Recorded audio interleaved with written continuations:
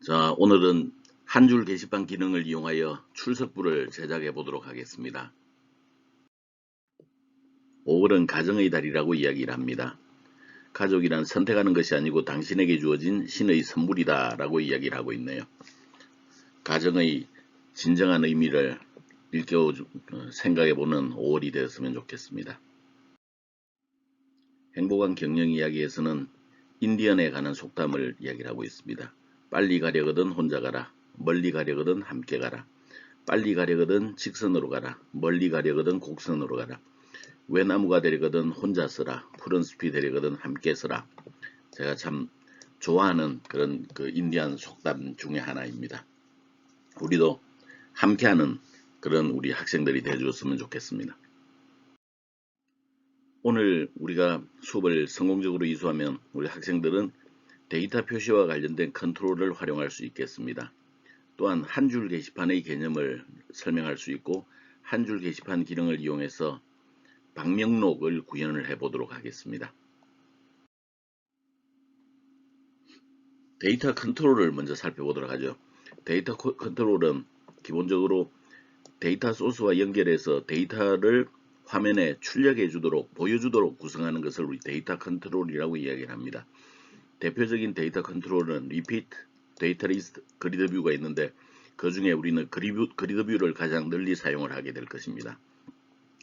얘네들은 컬렉션 데이터, 데이터셋, XML 데이터 등 거의 모든 데이터 소스와 연결이 가능한데 주로 우리는 데이터베이스에서 데이터셋의 자료를 담아와서 데이터셋과 연결해주는 그런 작업을 하도록 하겠고, 이런 것들은 .NET 프레임워크에서 동작되는 특징 중 하나입니다. 예를 들어서 JSP나 이런 쪽에서는 이런 컨트롤이 존재하지 않습니다. 자, 다음은 데이터 바인딩에 대해서 알아보도록 하죠. 데이터 바인딩은 한마디로 이야기를 하자면 데이터 소스와 서버 컨트롤러를 서로 묶어주는 것을 데이터 바인딩이라고 이야기를 합니다. 그래서 서버 컨트롤러의 데이터 소스 속성에 참조할 데이터 컬렉션을 지정을 하게 되고 데이터 바인드 메서드를 먼저 호출하면 이제 그 데이터가 연결이 됩니다. ASP.NET에서는 앞서 이야기한 것처럼 주로 데이터셋을 이용하여 데이터 바인딩을 처리를 합니다.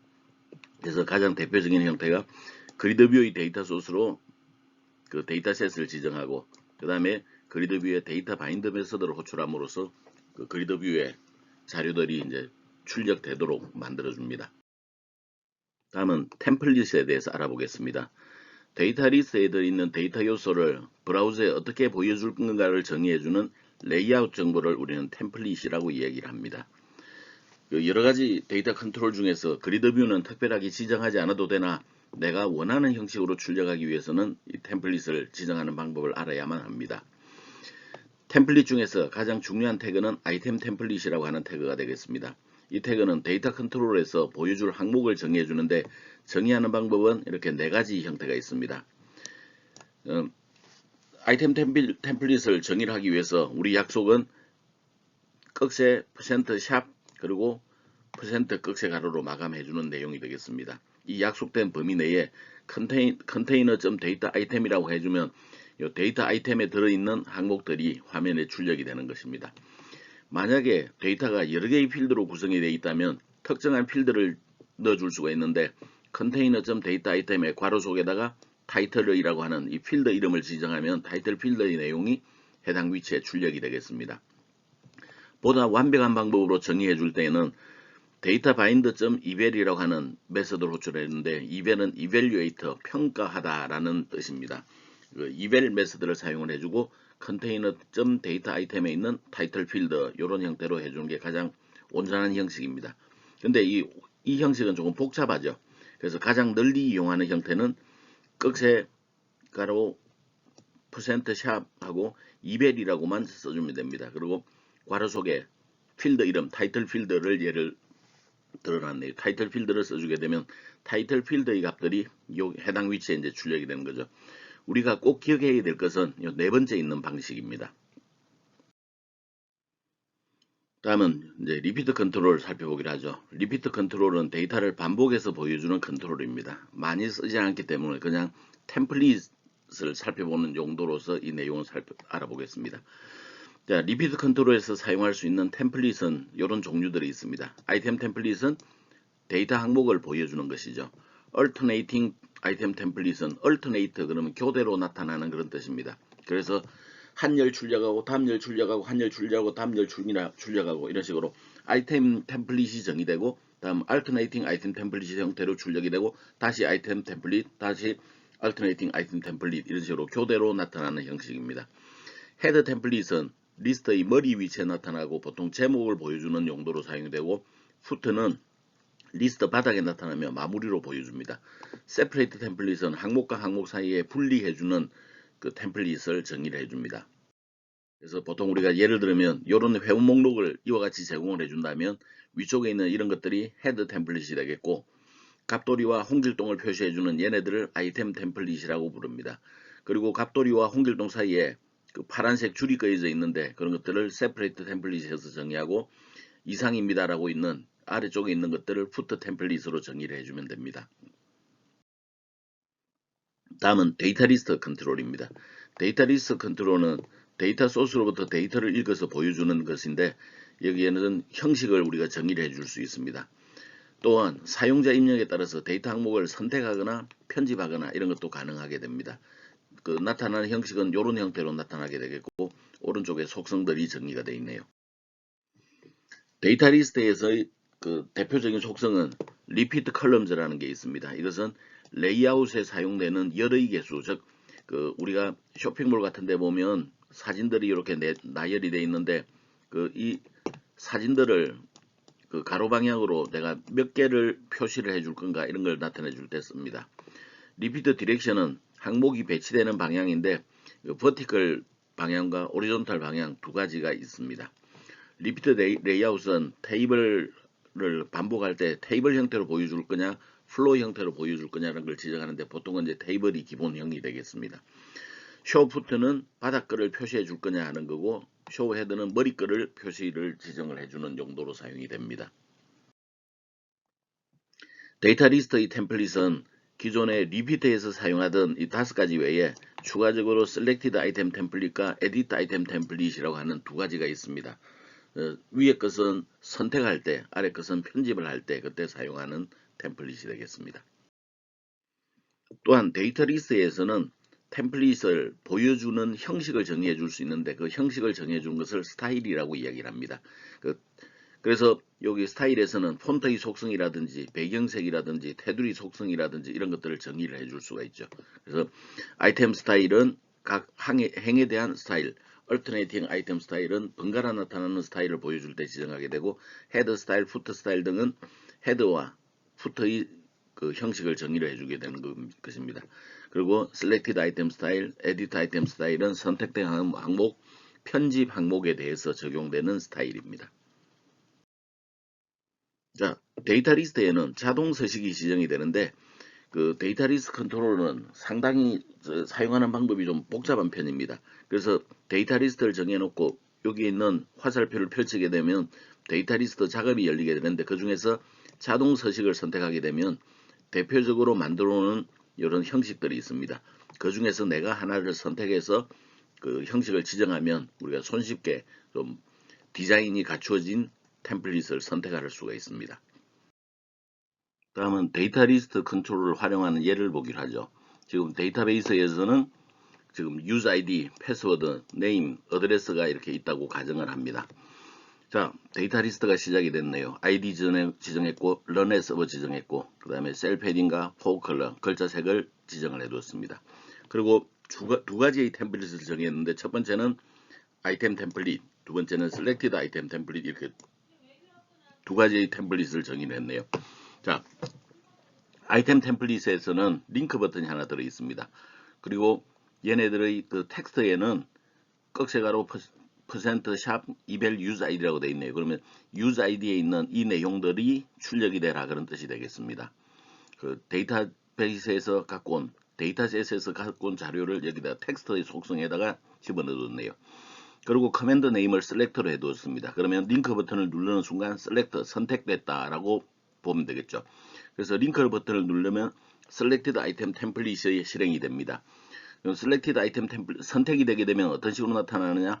아이디, 성명, 주소를 표시를 해주게 되는데 각각 데이터베이스에서 아이디 필드, 그 다음에 네임 필드, 그 다음에 어드레스 필드, 얘네들을 이제 화면에 출력을 해주도록 해주면 되겠습니다.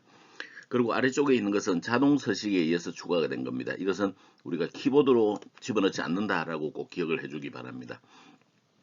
자동 서식에 의한 걸 보면 후터 스타일이 지정이 되어 있네요. 바닥글을 지금 우리는 사용하고 있지는 않죠.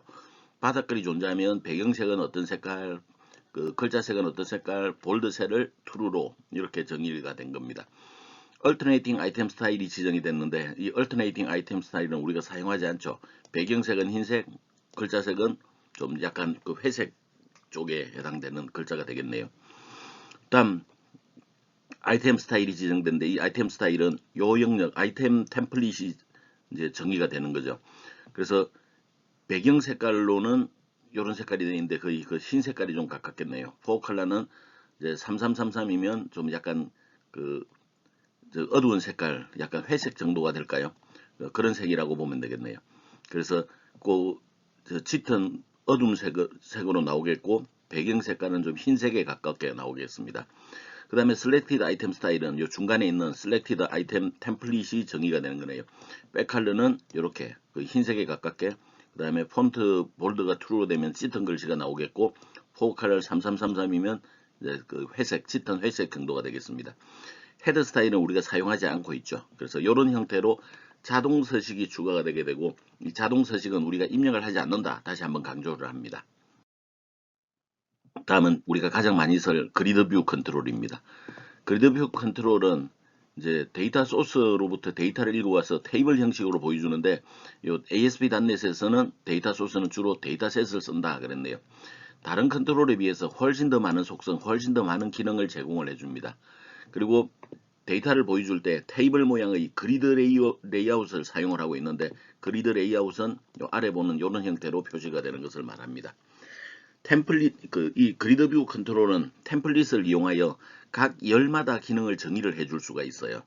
그래서 행 단위로 데이터를 선택하거나 편집할 수도 있고 열 단위로 스타일을 바꾸어서 보여줄 수도 있고 데이터 행이 많을 경우에는 페이지 기능을 추가를 해줄 수도 있습니다. 그래서 굉장히 다양한 기능을 이용할 수 있다. 그렇게 보면 되겠네요. 자, 다음은 그리드 뷰의 속성입니다. allow paging, 말 그대로 페이지 기능을 사용하겠다 그런 뜻이 되겠고 페이지 사이즈에 따라서 한 페이지 행이 몇 개가 될 건지를 결정을 해줄 수 있습니다. allow 소팅을 하게 되면 검색 기능을, 정렬 기능을 사용할 수 있게 되는 것입니다. 그 다음에 auto generate columns는 우리가 열 헤드를 정의하지 않은 경우 자동으로 열 헤드를 생성할 건가 하는 것을 지정을 하는 것인데 일반적으로 우리는 그리드 뷰를 이용할 때는 각 열 단위로 어떤 형식으로 나타날지를 정의를 하게 됩니다. 그래서 auto generate columns가 true가 되어 있으면 우리가 정의해 놓은 오른쪽에 사용하지 않는 필드들이 출력이 됩니다. 그래서 우리는 이 auto generate columns를 늘 이제 거짓 false로 정의를 해 두겠습니다. 그래서 이 auto generate columns는 이용을 하지 않겠습니다. 다음 이제 그리드 뷰는 열 단위로 템플릿을 지정할 수 있다고 그랬는데 그 열 단위의 템플릿 지정하는 방법입니다. 가장 간단한 형태는 바운드 필드 템플릿입니다. 얘네들은 가장 기본적인 열 템플릿으로서 데이터셋으로 가져온 데이터베이스로부터 데이터셋에 담아온 필드 값을 변화 없이 그대로 출력해 주는 겁니다. 그래서 바운드 필드를 쓸 때는 여기 바운드 칼럼이 아니라 바운드 필드입니다. 바운드 필드를 쓸 때는 헤드 텍스트 제목을 달아주고 데이터 필드 어떤 필드를 쓸 건지를 지정을 해주면 해당되는 위치에 데이터셋의 값이 그대로 출력이 됩니다. 다음 버튼 필드 그렇게 많이 사용을 하지는 않습니다. 버튼 필드는 열 단위로 버튼을 추가를 해주는 건데 여기에 헤드 텍스트 지정하고 텍스트 위치에 그 딜리트를 넣어줄 수 있고 커맨드 네임에 딜리트 이런 형식으로 버튼을 추가할 수 있습니다. 다음 하이프링크 필드는 우리가 뭐 한번 사용해 보기는 하겠으나 이건 그렇게 널리 이제 사용되는 형식은 아닙니다. 하이프링크 필드는 헤드 텍스트에 컬럼을 지정하고 텍스트 위치에 글자를 지정하게 되고 그 다음에 내비게이트 URL을 지정하게 되면 해당되는 페이지로 이동할 수 있도록 해주는 그런 필드입니다. 그래서 이 하이퍼링크 필드를 쓰면 굉장히 간단하게 어떤 특정 페이지로 이동할 수 있는 기능을 제공해 주게 되는데, 반면 이 하이퍼링크 필드를 사용할 경우에는 로그인을 했을 때와 하지 않았을 때 기능을 달리 주는데 한계가 있습니다.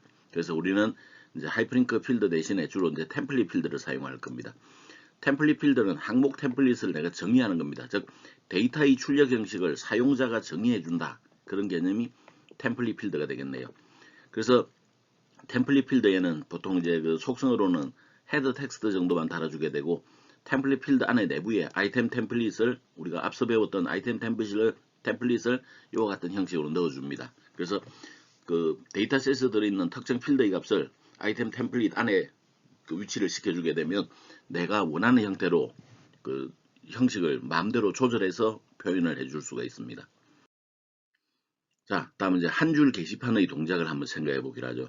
얘네들은 간단하게 코멘트만 올려주는 그런 게시판입니다. 보통 가장 널리 사용되는 게 방문 흔적을 날리기 위한 용도로 이제 사용을 하게 되고, 또는 그 댓글 같은 기능, 예를 들어서 게시글이 있고 게시글 밑에 이렇게 댓글들이 있을 때 이런 기능을 쓸 때도 한 줄 게시판을 씁니다. 요 댓글 기능은 우리가 다이어리에서 한번 해보도록 하고, 여기 지금은 한 줄 게시판을 그 방명록 용도로 우리가 사용을 해보도록 하죠. 자, 동작 과정을 보자면 클라이언트가 리퀘스트를 요청을 하는데 글을 저장을 하겠다라고 요청을 하게 됩니다. 그러면 글 저장 정보를 가지고 글 저장을 요청하게 되면 웹서버는 insert into 구문을 이용해서 attendance 테이블에 값들을 지정을 하면 되겠죠. 자, insert into하고 하게 되면 기본적으로 이제 추가적인 작업은 필요가 없습니다. 자, 이어서 목록을 요청을 하게 되겠죠. 목록을 요청하게 되면 우리는 select 구문을 이용을 하게 해서 그 attendance 테이블에서 자료를 읽어오게 될 겁니다. 그 attendance 테이블에서 자료를 읽어오게 되면 결과가 날아오겠죠. 그것을 데이터셋에 담아오겠습니다. 그 다음에 데이터셋에 있는 정보를 이용을 해서 그 출석부 페이지를 클라이언트에게 보내주는 그런 형태로 이제 한 줄 게시판을 구현을 하겠습니다. 자, 방명록 구현한 것을 보고서 우리가 어떤 자료를 관리해야 되는지 벤치마킹을 좀 해보도록 하겠습니다. 여기 보니까 이름이 있네요. 글을 작성한 사람의 이름, 그 다음에 여기에 글에 대한 내용이 있겠네요. 그리고 글을 입력한 날짜가 있을 수 있겠네요. 그리고 이런 정도면 사실은 이거 방명록은 거의 끝난다고 볼 수가 있겠습니다. 그래서 우리가 다룰 자료들이 그렇게 많지는 않아요. 근데 우리는 지금 현재 회원가입을 이용을 하고 있는데, 회원의 이름은 실제로 그 회원 테이블에 들어 있습니다. 그래서 우리가 이 방명록을 구현할 때는 사람의 이름을 지정을 하는 게 아니라 아이디를 저장을 해 놓게 되면 그 사람이 누군지를 금방 알 수가 있을 겁니다. 그래서 우리는 여기에 attendance 테이블에 대해서 이제 작성을 관리해야 되는 자료가 author 작성자입니다. 작성자는 작성자 아이디를 넣어줄 거라서 캐릭터 15자 members 테이블의 user 아이디와 동일한 자료로 구현을 해 두었습니다. 그 다음에 작성을 한 그 내용이 있네요. 내용은 가변 글자로 50자로 지정을 했습니다. 그 다음에 업로드 데이터는 글을 올린 날짜죠. 이거는 데이터 타임 형식으로 정의를 했네요. 자, 여기까지 정의를 하고 보니 어딘가에 우리가 기본키를 달았으면 좋겠는데 기본키를 달 필드가 현재는 없네요. 그래서 기본키를 달기 위한 필드 하나를 추가하겠는데 1년번호로 넘버를 추가하겠습니다. 데이터 형식은 정수형으로 처리를 했고 황금열쇠 기본키가 여기에 잡혀 있는 것을 볼 수가 있죠. 그리고 보통은 우리 이런 1년 번호의 경우에는 데이터베이스 기능에서 ID 사양을 예라고 잡아두게 되면 얘네들이 번호가 1, 2, 3, 4, 5, 6, 7, 8, 9 글을 입력할 때마다 하나씩 증가하면서 그냥 ID를 자동으로 부여해 줄 수가 있습니다. 그래서 ID 사양을 예로 해두기 바랍니다. 그러면 우리가 데이터를 입력할 때 글 번호는 넘겨주지 않아도 돼요. 그래서 세 가지 필드 author, content, upload 데이터만 자료를 가지고 오면 우리가 입력하는데 큰 문제가 없겠네요. 자, ERD를 구축해 보도록 하겠습니다. 지금 현재 우리는 members 테이블과 attendance 테이블이 서로 관계를 맺게 될 겁니다. 어떤 관계를 맺느냐? members 테이블의 user ID와 attendance 테이블의 author가 서로 이렇게 관계를 맺도록 되어 있습니다. 그래서 OS에 유저 아이디를 저장을 해둠으로써 그 사람이 그 이름이 뭔지, 닉네임이 뭔지 이런 것들로 끌어낼 수도 있고, 뭐 필요하다면 이메일 주소 같은 것들도 가져올 수가 있습니다. 그래서 이런 경우에 그 외래키 제약 조건이 이제 된다 그랬죠. 즉 멤버스 테이블에 등록되지 않은 사용자는 어텐던스 테이블에 글을 입력할 수가 없습니다. 이런 것들이 데이터에 결함이 없음을 보장한다. 즉 무결성을 보장해 준다. 그렇게 이야기를 하죠. 자, 이제 저장 프로시저를 만들어 보겠습니다. 저장 프로시저는 그 이름을 지을 때 PROC라고 해주고 add note라고 하는 형태로 정의를 하겠습니다. 그래서 create procedure PROC add note라고 하게 되고, 필요한 자료는 그 작성자와 내용만 가져오면 됩니다. 올린 날짜는 안 가져와도 되죠. 데이터베이스의 기능인 그 get 데이터를 사용하면 됩니다. 그리고 실제 우리가 구현할 것은 insert into 구문만 처리해주면 되겠습니다. 그리고 아이디는 입력할 때 그 입력하지 않는다고 그랬죠. 그래서 이와 같이 만들어주면 되겠어요.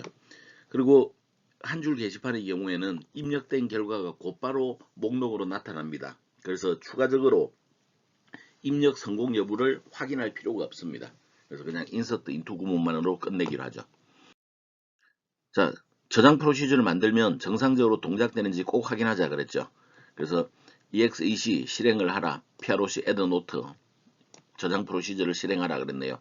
작성자는 테스트라고 넣어두고 내용은 안녕하세요라고 넣어뒀습니다. 그런 다음에 셀렉트를 해보게 되면 이렇게 1번으로 테스트가 안녕하세요라고 입력한 자료를 확인할 수가 있을 것입니다.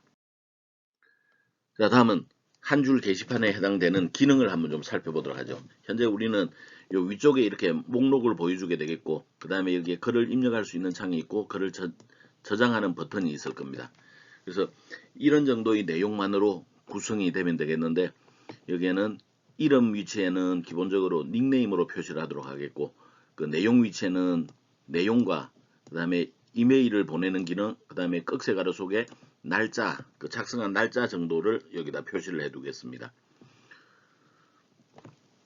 자, 여기서 우리가 그 프로그래밍 해야 되는 기능이 뭐가 있죠? 자, 1번 목록을 가져오는 기능이 있습니다. 2번 여기에 글을 저장하는 기능이 있을 수 있겠네요. 그래서 이런 기능들이 필요합니다. 자, 로그인 하지 않았을 때 이 저장 버튼을 보일까요 말까요? 그런 것도 한번 고민해 볼 수 있겠네요. 근데 보통은 로그인 하지 않았을 때도 글을 좀 그 버튼이 안 보이게 되면 사실은 저장을 할 생각을 하지 않겠죠. 그래서 그 글을 입력하는 걸 유도하기 위해서 이 경우에 로그인 하지 않았을 때도 저장 버튼은 보이도록 하겠습니다. 다만 내가 로그인 하지 않은 상태에서 저장 버튼을 누르게 되면 그 우리 외래키 제약 조건에 의해서 위배될 수가 있죠. 그래서 그 저장이 될 수는 없습니다. 그래서 저장 버튼을 로그인하지 않은 상태에서 저장 버튼을 누르면 내용 위치에 로그인해 주세요라고 안내를 해주는 형태로 하겠습니다. 수정 기능이나 삭제 기능이 필요할까요? 일반적으로 이런 그 출석부는 수정 삭제 기능을 두지 않는 게 보통입니다. 그냥 좀 실수가 있더라도 그냥 가는 거죠. 아니면 뭐 삭제 기능 정도만 두어가지고 그냥 내가 올린 글 마음에 안 들면 그냥 삭제하는 정도는 이제 넣어두고 수정 기능은 보통 두지 않는 게 원칙입니다. 자, 프로그램의 구성을 보면 이제 출석부라고 하는 그 웹폼을 하나 만들도록 하겠고, 웹폼에서 그 notes DAO 클래스를 통해서 우리가 이미 만들어 놓은 dbman 클래스를 통해서 데이터베이스에서 저장하는 형태로 취하겠습니다. 그리고 자료를 가지고 다니는 형태로 noteDO라고 하는 클래스를 하나 만들기로 하죠. 자, 먼저 noteDO 클래스입니다. 그 프로젝트에서 새 항목 추가 클래스 한 다음에 noteDO라고 추가를 하기로 하죠. 여기에서는 현재 우리가 그 들어가 있어야 되는 게 글번호, 오서, 컨텐트, 업로드 데이터의 정보들이 이제 필요할 수가 있습니다. 근데 지금 그 노트 DO에는 사실은 우리가 그 글을 작성하는 정도만 그 글을 작성할 때만 사용하기 때문에 실제로 우리가 가지고 들어와야 되는 것은 사용자가 입력을 해야 되는 것은 사용자 아이디와 내용만 입력하면 됩니다. 그래서 두 가지 필드, 오스와 컨텐트 두 가지 필드만 정의를 하기로 하죠. 보통 이제 상세 보기 기능이 있는 경우에는 이제 추가적인 자료가 필요한데 이런 출석부 같은 경우에는 그런 것들이 필요가 없습니다. 입력할 때만 사용하면 됩니다. 자, 생성자입니다. 생성자는 auth와 컨텐트 두 가지 자료를 가져와서 멤버 변수에 저장해 주기만 하면 끝나겠네요. 다음은 노츠 DAO입니다. 노츠 DAO는 일반적으로 데이터베이스와 관련된 작업이기 때문에 system.data.sql 클라이언트 네임스페이스를 추가를 하게 됩니다. 위에 있는 system.data에서는 뭘 쓰기 위한 거냐? 그 데이터셋을 쓰기 위한 거다. 그 다음에 아래 SQL 클라이언트는 4개의 클래스를 사용하기 위한 거다 그랬죠.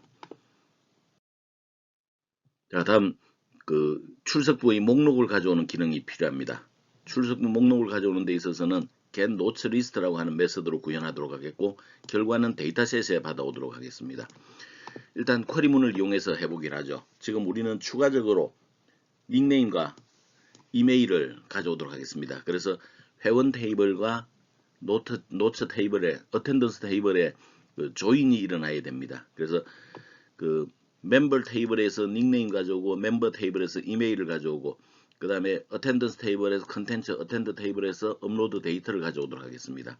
그래서 두 가지가 조인이 일어나는데 조인의 조건은 멤버 테이블의 유저 아이디와 그 어텐던스 테이블의 오스가 일치하는 조건에 해당되겠고, 그 날짜를 디센딩 오더로 처리함으로써 가장 최근의 글이 가장 위에 올라오도록 해주겠네요.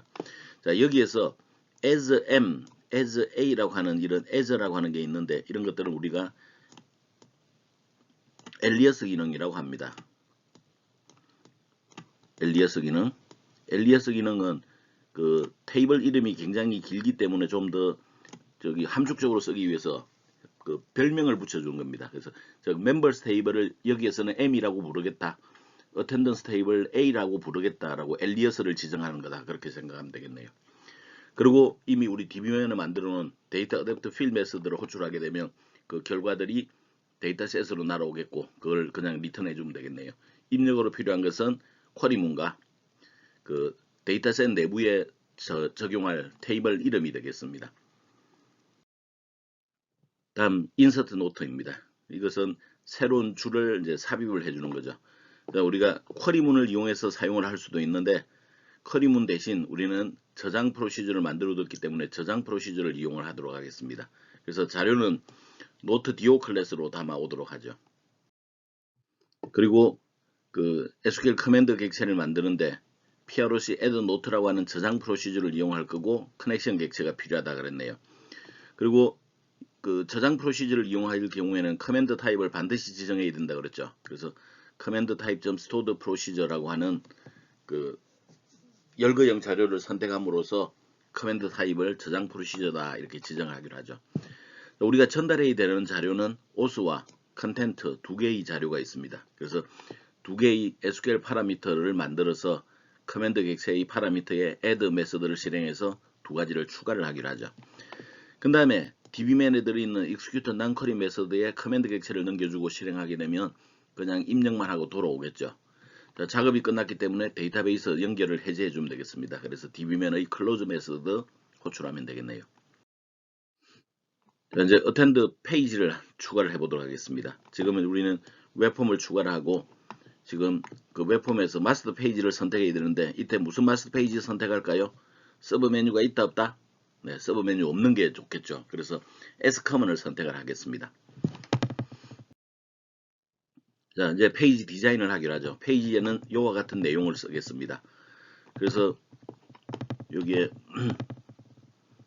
그 위쪽에 출석부가 들어가겠고, 중간에 그리드 뷰가 들어가겠고, 그 다음에 그 그리드 뷰 아래쪽에 여기 레이블이 하나 들어가고, 여기 레이블이 하나 들어가고, 여기 텍스트 박스 들어가고, 버튼 하나 들어가고, 이와 같이 처리해 주면 되겠습니다. 특히 그리드 뷰에서는 우리가 그 속성을 지정을 해야 되겠는데, 여기에 보니까 지금 현재 페이지 기능이 들어있네요. 그래서 페이지 기능도 추가를 해줘야 되겠고, 그 다음에 필드를 정의를 해주는 것도 필요하겠습니다. 자, 그리드 뷰는 이름은 grv attend라고 했고, allow paging을 true로 했고, auto generate columns를 false로 했습니다. 이걸 왜 false로 하는지 이야기했죠. 우리가 사용하지 않는 필드가 이 뒤쪽에 이렇게 붙는 것을 방지하기 위해서입니다. 그 다음에 페이지 사이즈는 10개로 해서 한 페이지에 10개가 나오도록 했네요. 자, 그리고 컬럼즈는 우리가 소스로 직접 입력을 해줘야 됩니다. 그래서 이 컬럼즈 소스로 설정해서 입력하는 방법을 꼭 필요하고, 우리가 시험에서 이 내용은 반드시 나올 겁니다. 여러분들이 잘 알아두기 바랍니다. 자, 이제 어텐드 소스를 보기로 하죠. 가장 위쪽에 지금 테이블을 이용을 해서 그 형식을 정리를 했고, 그 다음에 첫 번째 TD에 레이블이 들어있네요. 얘네들은 지금 컬럼 3개를 합쳐서 컬럼 스팬 3으로 지정을 했습니다. 그리고 두 번째 TD에서도 컬럼 스팬 3으로 정의를 해줬고, 여기에서 이제 ID가 들어있고, 런에 서버 들어있고, 오토 제네리드 컬럼즈 폴스로 지정한 거 들어있고, 그 다음에 뭐 그리드 라인 없는 걸로 정의를 했고, 그 다음에 allow 페이징을 true로 했네요. 그 다음에 페이지 인덱스 체인징이 그 설정이 되어 있는 것을 볼 수가 있습니다. 자, 다음은 그 그리드 뷰의 이제 속성을 설정하는데 추가적으로 할 수 있는 것들이 있어요. 예를 들어서 뭐 그리드 라인을 내가 지정한다든지 백 컬러를 지정한다든지 보드 컬러 지정한다든지 그 다음에 보드 스타일 지정한다든지 보드 위스 지정한다든지 이런 것들이 있는데, 얘네들은 내가 다른 그 응용에서 사용했던, 다른 사이트 개발할 때 사용했던 그 그리드 뷰의 속성인데, 여러분들은 이런 것들을 한번 좀 참고로 해서 그 그리드 뷰의 속성을 한번 바꿔보는 것도 도전해 보기 바랍니다. 자, 다음은 컬럼 정의입니다. 이 부분이 굉장히 중요합니다. 여러분들이 잘 알아둬야 되고 시험에서 반드시 나온다 그랬어요. 지금 그 여기에 출력되는 형식에 보면 가장 앞쪽에 이런 그 장식을 하기 위해서 내가 이미지를 하나 추가했는데, 그 노트 이미지 추가하는 겁니다. 노트 이미지는 데이터셋에 들어있어요, 없어요? 네, 그렇죠. 들어있지 않죠. 따라서 우리 이런 경우에는 템플릿 필드를 이용해서 추가할 수 있습니다. 템플릿 필드를 정의하고, 이전에는 이 아이템 스타일을 이런 식으로 아래쪽에 정의를 해서 있어야만 됐습니다. 근데 지금은 우리가 그 이렇게 정의하지 않고 아이템 스타일을 아이템 템플릿 속성으로 이렇게 넣어줄 수 있습니다. 그래서 최신에는 이런 형태를 쓰기 때문에 아이템 스타일 위스 아래쪽에 따로 지정하는 것은 하지 않습니다. 근데 여러분들이 작업할 때 이게 주석 처리가 돼 있으면 오류가 생기니까 옛날에 이렇게 했다는 걸 보여주기 위해서 한 거고, 여러분들이 실행할 때는 여기 있는 주석들은 없앤 다음에 실행을 해주기 바랍니다. 그래서 템플릿 필드 내부에 아이템 템플릿을 정리해주면 되는데, 아이템 템플릿 내부에 이미지 태그를 이용해서 그림을 하나 추가를 해줬네요. 자, 두 번째는 여기 이름 영역입니다. 이름 영역. 이름 영역은 헤더 텍스트로서 템플릿 필드로 구성했고, 그 헤더 텍스트에 이름이라고 표시해줬네요. 그러면 요 가장 위에 이름이라고 나와 있습니다. 그 다음에 아이템 스타일 위스 100픽셀로 폭을 100픽셀로 했고, 아이템 스타일 오리존탈 얼라인 가로 방향 정렬을 센터 가운데 정렬로 해두었네요. 그리고 아이템 템플릿이 정의가 되어 있고, 아이템 템플릿 내부에는 이벨 닉네임이라고 하는 별명 필드를 가져와서 출력하도록 되어 있네요. 그리고 B 태그는 볼드 태그죠. 그래서 그 별명을 표시해 줬습니다. 다음 여기 내용 영역에 해당되는 게 이제 다음에 기술되어 있습니다. 헤더 텍스트라고 텍스트의 내용이라고 해뒀고, 폭은 585픽셀, 정렬은 왼쪽 정렬로 해주었네요. 자, 여기에서 아이템 템플릿 내부가 이제 실제 나타나는 영역이라 그랬죠. 아이템 템플릿 내부를 봤더니 이벨 컨텐트 내용이 출력이 됐네요. 요 앞에 저장 프로시저도 잘 되나요? 이런 내용이 나올 겁니다. 그 다음에 A 태그를 이용해서 메일 보내기 기능을 정리를 해줬네요. 그래서 이메일 그 회원 테이블로부터 가져온 이메일 정보를 이용해서 메일 보내기 기능을 구현을 해뒀고요. 그 다음에 꺽쇠 가로 속에 이벨 업로드 데이터를 통해서 그 올린 날짜를 출력할 수 있도록 해줬네요. 여기에서 중괄호 속에 들어있는 이 내용은 출력 포맷이라고 이야기를 합니다. 0번 위치에 업로드 데이터가 출력이 되는데, 연을 4자리, 월을 2자리, 일을 2자리 형태로 출력하라 하는 형태로 정의를 해둔 겁니다. 자, 다시 한번 강조합니다. 이 페이지에 있는 주석은 직접 실행하면 오류가 발생하기 때문에 실습할 때는 이 주석을 제외하고 실습하기 바랍니다. 자, 여기는 자동 서식 부분입니다. 타이핑하지 말기 바랍니다. 자, 그리고 레이블이 추가된 영역, 텍스트박스가 추가된 영역, 버튼이 추가된 영역들입니다. 이것은 소스를 하는 게 아니라 디자인에서 처리를 해주는 게 훨씬 더 효과적이죠. 자, 다음은 어텐드 페이지의 소스 코드입니다. 먼저 페이지 로드예요. 페이지 로드에서는 출석부의 목록을 보여줍니다. 그래서 디스플레이 노트 리스트라고 하는 사용자 정의 메서드를 호출해서 페이지 로드 영역에서 그 목록이 출력되도록 하죠. 자, 다음은 디스플레이 노트 리스트입니다. 디스플레이 노트 리스트는 출석 부위 목록을 가져오는 것인데 우리가 이미 그 메서드를 만들어 뒀죠. get note list라고 하는 그 note DAO 클래스 안에 get note list를 만들어 뒀습니다.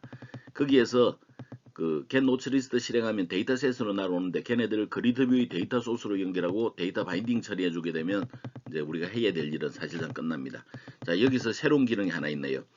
new note DAO 그리고 곧바로 get note list를 호출했는데 이런 것들을 임시 객체라고 합니다. 임시 객체라고 하는 것은 생성자를 통해서 보통 우리는 객체를 만들고 객체 이름.get note list 메서드를 호출해야 될 것이나 그 임시로 객체를 만들어서 곧바로 메서드를 호출하는, 즉 객체의 이름을 지정하지 않은 상태에서 메서드 호출하는 것을 말합니다. 이런 것들을 함으로써 코드가 절감되게 되는데 앞으로 우리 이런 임시 객체를 널리 이용할 것이니까 요 임시 객체의 사용법도 이때 잘 알아두기 바랍니다. 자, 다음은 출석부 페이지에서 페이지가 변경될 경우에는 요 목록을 갱신해야 됩니다. 그래도 메서드 오버로딩을 이용하여 그 페이지 번호를 가져와서 목록을 보여주는 형태의 메서드를 하나 구현하기로 하죠. 일반적으로 출석부의 경우 그 데이터의 입력이 자주 일어나지 않습니다. 그래서 그 페이지가 바뀔 때마다 목록을 다시 가져올 이유는 없으나 만약에 데이터가 자주 바뀐다면 여기에 있는 출석을 해제해서 그 페이지가 바뀔 때마다 목록을 다시 가져오는 게 좋습니다. 그러나 지금은 그럴 필요는 없습니다. 자, 가지고 들어온 페이지 번호를 그리드뷰의 페이지 인덱스에다 할당해주고 그 다음에 데이터 바인더 처리하면 그냥 할 일이 끝납니다. 이것은 언제 처리하냐면 그리드뷰에서 우리가 페이지의 번호를 눌렀을 때 새로운 목록을 보여주기 위한 용도로서 디스플레이 노트 리스트를 한 개 더 만든 것입니다. 자, 다음은 그리드뷰 어텐던스의 페이지 인덱스 체인징입니다.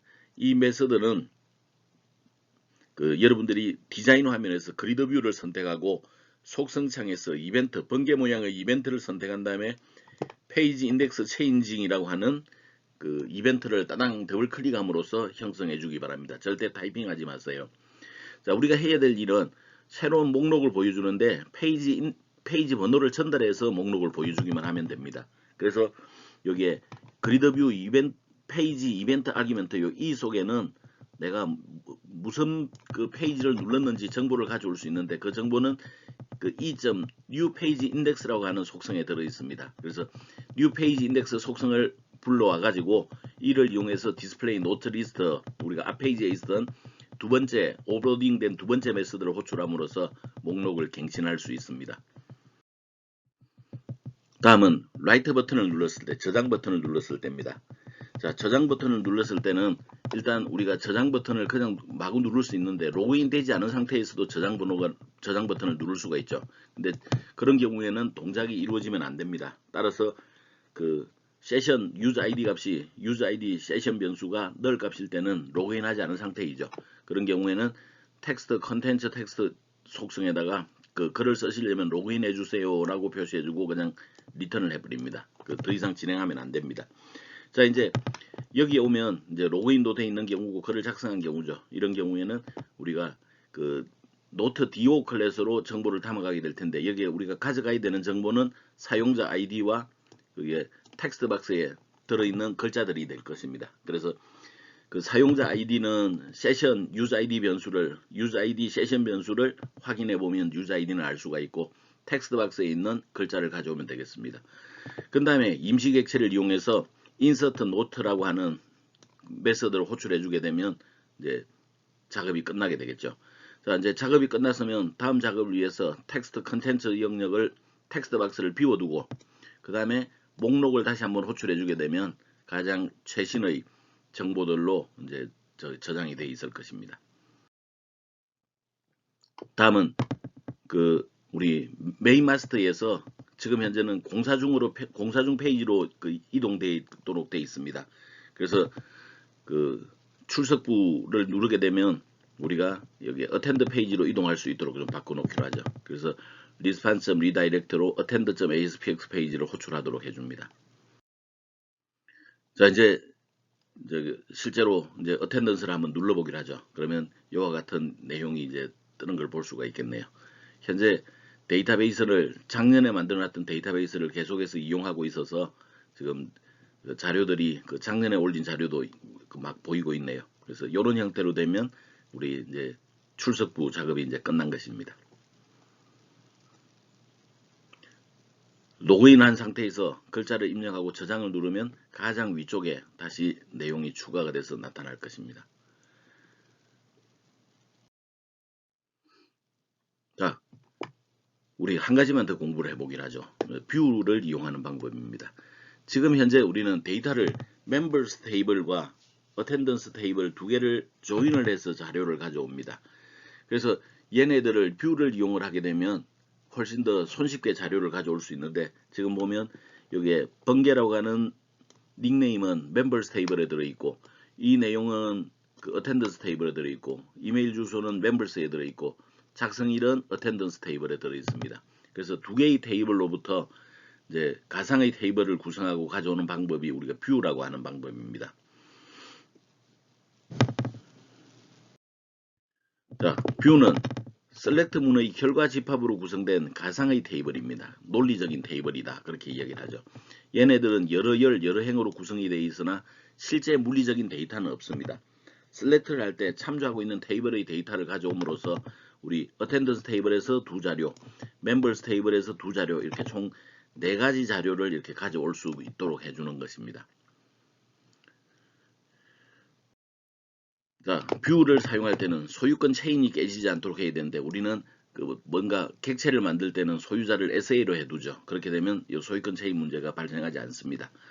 뷰에 포함이 될 수 있는 것은 계산함수라든지 유니온이라든지 그룹절이라든지 조인이라든지 뭐 다른 뷰라든지 디스팅트라든지 이런 것들은 이제 뷰에 포함될 수 있습니다. 그렇지만 오더 바이라든지 컴퓨터라든지 셀렉트 인투라든지 이런 것들은 기본적으로 뷰에 포함이 될 수가 없습니다. 뷰를 사용하게 되면 기본적으로 뭐 원하는 자료만 손쉽게 볼 수가 있습니다. 관심 있는 데이터만 뷰를 통해서 접근할 수 있다는 거죠.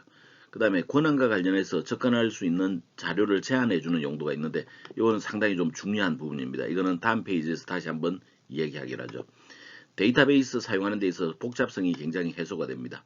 뷰로 미리 만들어 줌으로써 사용성도 증가하고 편리성도 증가합니다. 하위 호환성이라고 하는 건 좀 어려운 얘기인데, 얘네들은 그 뷰를 통해서 접근하기 때문에 그 원본 스키마의 내용이 변경이 돼도 뭐 문제가 없다, 그런 내용인데, 이건 좀 너무 어려운 내용이라 그냥 이렇게만 이야기하고 넘어가도록 하겠습니다. 원래는 하위 호환성 부분은 이제 우리가 데이터베이스 고급 활용해서 그 배워야 되는 부분입니다. 자, 권한과 관련된 뷰 여기서 한번 보기로 하죠. 멤버스 테이블은 이런 자료들이 있는데, 여기에서 개인정보에 해당되는 게 주민등록번호라든지 주소라든지 전화번호 이런 것들은 사실은 개인정보입니다. 그래서 얘네들은 보여주지 말아야 되겠다. 멤버스 테이블 중에서 다른 사람들은 패스워드라든지 어드레스라든지 전화번호 같은 것은 보이지 못하고, 유저 아이디나 뭐 이름, 조인 데이터, 그 등급 이런 것들만 허용해야 된다면, 이렇게 그 멤버스 테이블에서 필요한 외부에게 보여줄 이런 4개만 셀렉트 할 수 있는 뷰를 만들어 둡니다. 그러면 그 외부에서 접근할 때 비밀번호 같은 허용되지 않은 공간은 접근하지 못하고 허용된 공간에만 접근할 수 있는 방법이 생기게 됩니다. 자, 이제 뷰를 만들어 볼까요? 뷰를 만들 때는 크리에이터 뷰, 바꿀 때는 얼트 뷰, 지울 때는 드랍 뷰 이런 것들을 쿼리문을 이용해서 할 수 있으나, 쿼리문을 이용하는 것보다는 우리 그 매니지먼트 스튜디오를 이용하면 좀 더 손쉽게 만들 수 있습니다. 우리는 매니지먼트 스튜디오 이용해서 뷰를 만들도록 하죠. 뷰를 만들기 위해서는 그 데이터베이스 내부에서 펼쳐보게 되면 테이블 아래쪽에 이렇게 뷰라고 하는 게 있을 것입니다. 여기에서 오른 마우스를 누르고 새 뷰를 누르기로 하죠. 그러면 내가 그 테이블을 선택을 할 수 있게 되어 있습니다. 현재 우리가 하려고 하는 것은 attendance 테이블과 members 테이블 두 가지를 조인을 하려고 하는 거죠. 그러면 두 가지 테이블을 동시에 선택한 다음에 추가 닫기를 누르겠습니다. 그러면 이와 같이 우리가 관계 설정된 자료가 이렇게 딱 나와줘야 됩니다. 이 관계 설정된 자료가 나타나지 않으면 뷰가 제대로 생성될 수가 없습니다. 그 경우에는 크로스 조인이 생겨서, 크로스 조인이라고 하는 것은 예를 들어서 attendance 테이블에 자료가 2개가 있고 members 테이블에 자료가 3개가 있다고 한다면, 원래 우리는 여기에서 attendance 테이블에서 members user ID가 일치하는 자료만 이렇게 가져와서 원래는 2개만 가져와야 됩니다. 근데 크로스 조인이 발생하게 되면 그 각 항목들이 이렇게 3개를 만듭니다. 그리고 또 이 항목들도 이렇게 3개를 만듭니다. 그래서 2 곱하기 3개 총 원래 우리가 원하는 것은 어텐던스 테이블에 있는 2개의 자료가 그 멤버스 테이블에 일치되는 자료를 가져오는 것을 원하는데 이 크로스 조인이 발생하면 2 곱하기 3개 총 6개의 자료가 나옵니다. 그래서 내가 원하는 형식이 아닌 거죠. 그래서 크로스 조인이 안 생기도록 하기 위해서는 이렇게 테이블을 추가했을 때 반드시 이런 그 관계가 설정되어 있는 이 관계선이 나와줘야만 원래 원하는 것들이 됩니다. 그리고 지금 우리가 할 일은 내가 필요로 하는 필드 위치에 이렇게 체크만 표시해 주면 됩니다. 그렇게 체크만 표시하게 되면 어텐던스 테이블의 컨텐츠, 어텐던스 테이블의 업로드 데이터, 멤버스 테이블의 닉네임, 그 다음에 그 여기 좀 D가 잘렸네요. 그 다음에 뭐 유저 이메일 이런 것들이 나오게 되겠고, 그 다음에 이너 조인이 생기게 되겠죠. 그래서 이너 조인이 돼야만 우리가 원하는 정상적인 뷰가 생긴다는 것을 꼭 기억을 해두기 바랍니다. 자, 뷰는 우리가 저장을 할 때 늘 그 약속을 이렇게 해놓기로 하죠. 뷰 밑줄 그리고 테이블 이런 식으로 모든 뷰는 이렇게 우리가 그 약속을 해두기로 하겠습니다. 그래서 저장할 때 뷰 밑줄 어텐던스라고 하고 저장을 해둡니다.